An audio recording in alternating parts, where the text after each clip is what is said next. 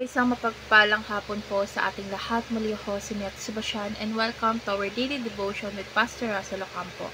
And today, our devotion talks about ano ba ang goal ng Krisyanong pamumuhay. So, our concept is all about mystical union.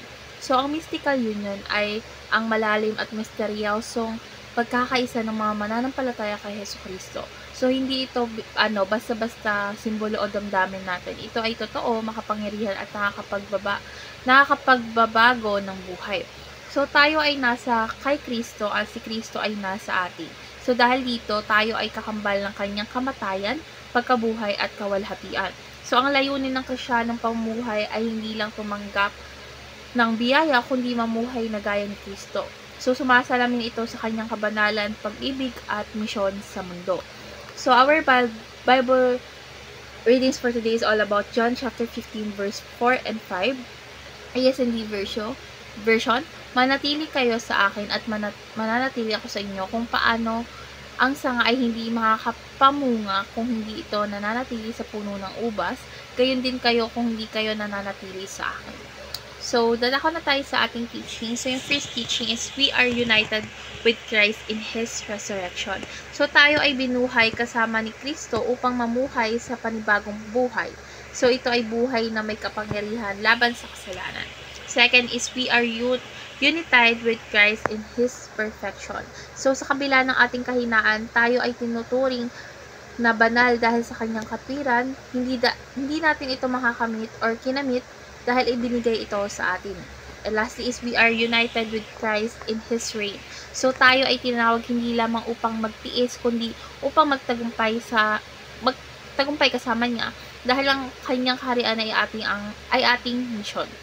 So, dako na tayo sa ating application. So, yung first application is be an imitator of Christ's character. So, dapat natin ipakita sa araw-araw ang kanyang pag-ibig, kababaang loob, at kabanalan dahil sa ating asal makikita ng mundo si Jesus. Second is be an ambassador of Christ to the world. So, sa salita at gawa, tayo ay tagapagdala ng kanyang mensahe ng kaligtasan. So, huwag tayong mahiya sa ating pananampalataya. And last is be an advocate for the growing kingdom of God. So, dapat tayong gumawa ng hakbang upang mapalaganap ang kaharian niya sa ating pamilya, sa ating komunidad, at sa ating simbahan. So, wag tayong maging tagapanood lamang, maging aktibong kalahok tayo. So, ngayon dadako na tayo sa ating last part, which is our discussion. And our discussion talks about bakit ang paggaya sa buhay, karakter at ugali ni Kristo ang layunin ng Krisyanong pamumuhay. So, sa madaling sabi lang kasi, ang pamumuhay na gaya ni Kristo ang ating layunin dahil ito nga kasi yung patunay ng ating tunay na pagkakaisa sa Kanya. So, hindi sapat yung kaalaman lang natin dahil ang tunay na pananampalataya ay nakikita sa ugali, desisyon at pagsunod. So, yung bawat hakbang ng pagsunod kay Jesus is mas nauunawaan natin ang Kanyang puso at layunin sa mundo. So, yung buhay na tumutulad sa Kanya ay hindi lang pinagpapala kundi nagiging pagpapala rin sa iba. So, sa ganitong paraan is tayo ay nagiging liwanag at asin sa mundo at tagapagtotoo ng buhay na totoo at walang hanggan kay Kristo.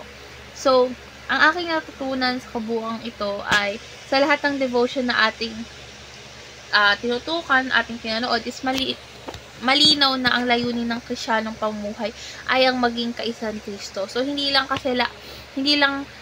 dapat sa paniniwala tayo nakabase, kundi dapat sa buhay na actual na binago ng kanyang biyaya. So, mula sa pagiging larawan ng Diyos, pagiging makatarungan, maunawain at tagapamagitan at tagapaglingkod hanggang sa ating pagtutok sa kanyang kaharian, malinaw na tayo ay tinatawag upang maging aktibong bahagi ng kanyang layunin sa lupa. So, yung tunay na pananampalataya ay hindi lang nasa isip.